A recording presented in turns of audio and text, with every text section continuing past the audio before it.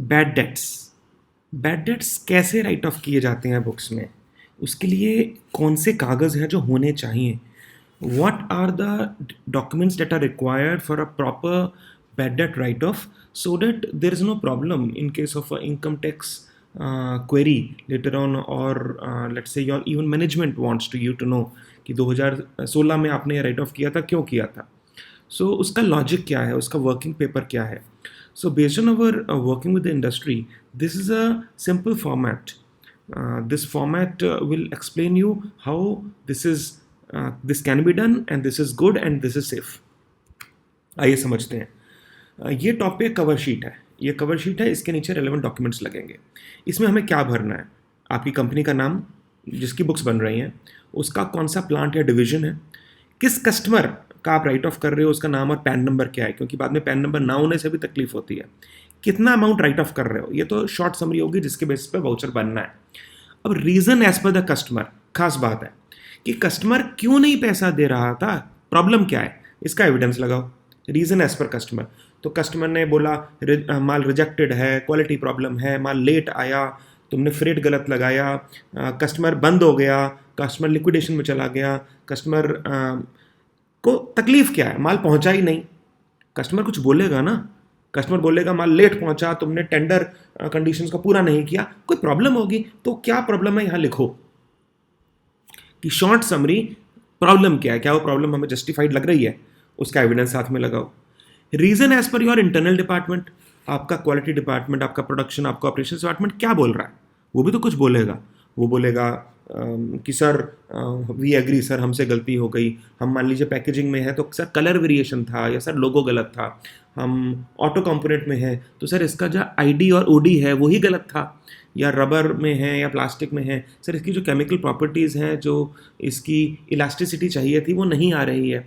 तो क्या रीज़न है जिस वजह से ये राइट ऑफ करना पड़ रहा है, एंड प्रोडक्शन ने या ऑपरेशन टीम ने क्या बोला, हाँ सर हमसे गलती हुई, कुछ तो कुछ कहना पड़ेगा ना. या फिर वो कहें नहीं हम ठीक थे बट कस्टमर नहीं दे रहा, कस्टमर गंदा है.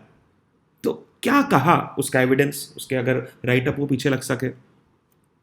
मार्केटिंग ने क्या बोला या मैनेजमेंट ने क्या बोला, क्योंकि देखिए कस्टमर से बात कर रहा होता है मार्केटिंग, कस्टमर से बात कर रहा होता है मैनेजमेंट, और कस्टमर को बचाना भी ज़रूरी होता है कि भाई चलो ठीक है, तुम्हारे साथ ये लाख रुपए का नुकसान हमने लिया, माना, बट आगे तुम हमारे ऑर्डर तो देते रहोगे, हमारी साइकिल तो चलती रहेगी, यहाँ नुकसान हुआ कोई बात नहीं, आगे किसी ना किसी तरह से मैनेज कर लेंगे, बिजनेस चलते रहना चाहिए.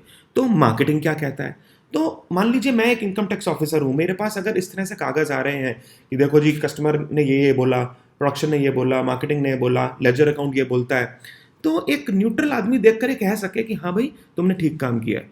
इसके साथ अब अटैचमेंट्स क्या क्या होनी चाहिए, कस्टमर का लेजर होना चाहिए हमारी बुक्स में, कि अगर हमारा नाम ABC कंपोनेंट्स प्राइवेट लिमिटेड है तो हमारी बुक्स में कस्टमर का लेजर लेट्स से 2016 से 2022 तक अभी क्या बोल रहा है, क्या उसमें दिख रहा है कि नॉन पेमेंट है, या ये लग रहा है यार ये तो 3 महीने पहले का ही बिल है, तो 3 महीने पहले का बिल अभी से नॉन पेमेंट और बैड डेट कैसे हो जाएगा भाई.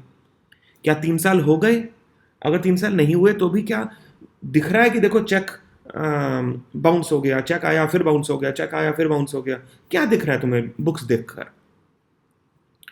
फिर अवर ईमेल्स एंड अवर लेटर्स, कि हमने कोई कोशिश करी क्या, ऐसे ही राइट ऑफ कर दिया, कैसे मान जाएंगे भाई, क्यों राइट ऑफ किया.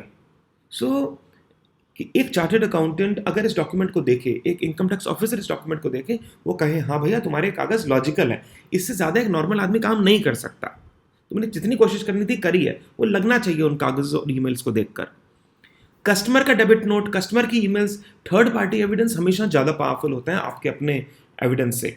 सो आपके अपने एम्प्लॉयज़ के ऊपर राइटअप्स मिल रहे हैं वो अच्छी बात है, बट कस्टमर का डेबिट नोट, कस्टमर की डॉक्यूमेंटेशन, कस्टमर की पेमेंट एडवाइस, जिसमें कस्टमर ने बोला मैं आपके इतने पैसे काट रहा हूँ या मैं पैसे नहीं दूंगा, वी रिफ्यूज़, तो ये अगर कागज साथ में लग जाएगा तो वाकई आपके बैड डेट की जो ओके होने की इंटेंसिटी है, जो जेन्युइननेस है, वो बहुत बढ़ जाती है.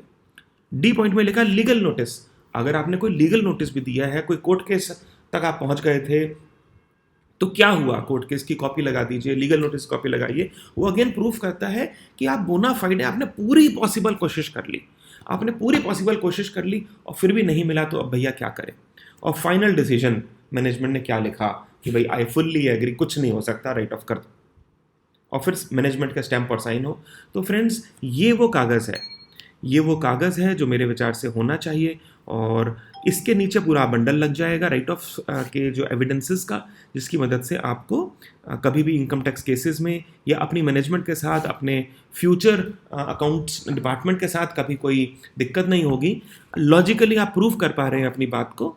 सो मुझे उम्मीद है आपको ये आइडिया पसंद आया होगा। आप भी इसे अपनी कंपनी में ज़रूर इम्प्लीमेंट करें। अगर ये फॉर्मेट आपको चाहिए हो तो आप नीचे कमेंट बॉक्स के अंदर अपना डिटेल दे दें, हम आपको ये फॉर्मेट भेज देंगे। Thank you.